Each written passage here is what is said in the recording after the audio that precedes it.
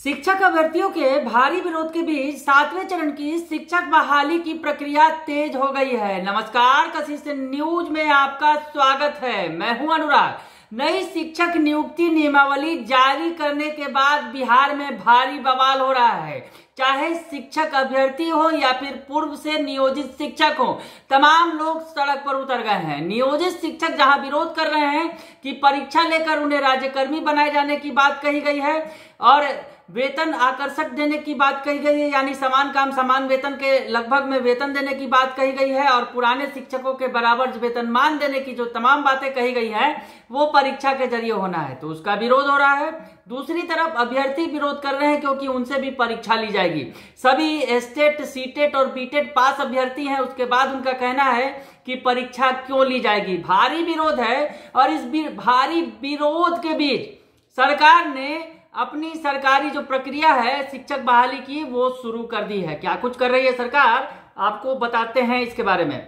दरअसल शिक्षक बहाली की प्रक्रिया में जो सरकार जुटी है और विभाग ने 20 तारीख तक, यानी 20 अभी जो आने वाली 20 तारीख है, उसमें सभी डीओ से रिक्त पदों का ब्यौरा मांग लिया है। यानी सरकार जल्दबाजी में है। 7वें चरण की जो का नोटिफिकेशन जारी किया जाना है उसे लेकर, क्योंकि परीक्षा की नियमावली जारी हो गई है और हालांकि नियमावली का भारी विरोध है और इस विरोध का क्या रंग होगा ये आगे देखना दिलचस्प होगा। लेकिन सरकार की कवायद तेज हो गई है। हम आपको बताएं कि विद्यालय अध्यापक नियमावली 2023 लागू होने के बाद शिक्षा विभाग ने अब इस प्रक्रिया के तहत जो माध्यमिक शिक्षा विभाग के निदेशक हैं संजय कुमार ने सभी जिला शिक्षा पदाधिकारियों को 20 अप्रैल तक शिक्षकों के खाली पदों का ब्यौरा उन्होंने मांगा है। यह ब्यौरा विषयवार और श्रेणीवार भेजनी होगी।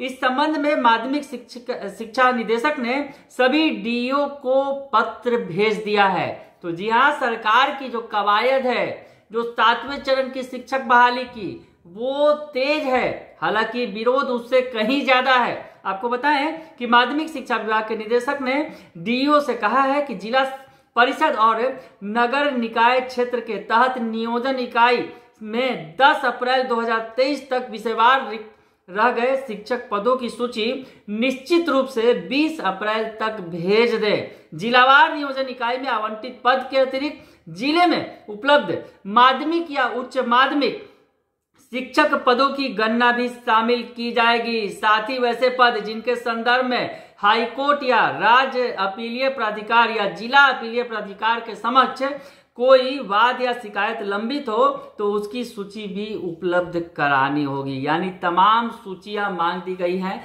शिक्षा विभाग की तरफ से सभी जिला शिक्षा पदाधिकारियों से। उन्हें 20 तारीख तक ये रिपोर्ट भेज देने को कहा गया है, यानी 20 अप्रैल, इस महीने की 20 तारीख तक रिपोर्ट भेज देने को कहा गया है।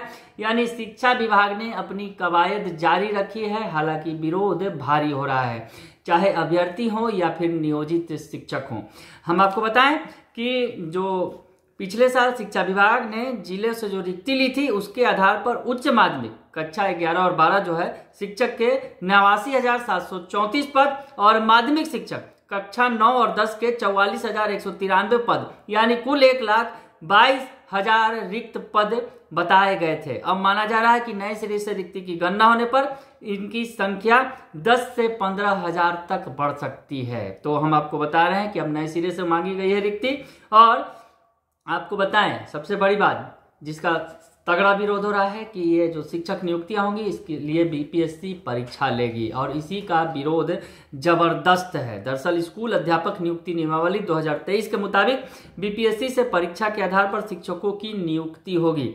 परीक्षा का पैटर्न अभी तय नहीं हुआ है। इन शिक्षकों का जिला कैडर होगा। जिला शिक्षा पदाधिकारी के माध्यम से जिलों में शिक्षकों की नियुक्ति होगी।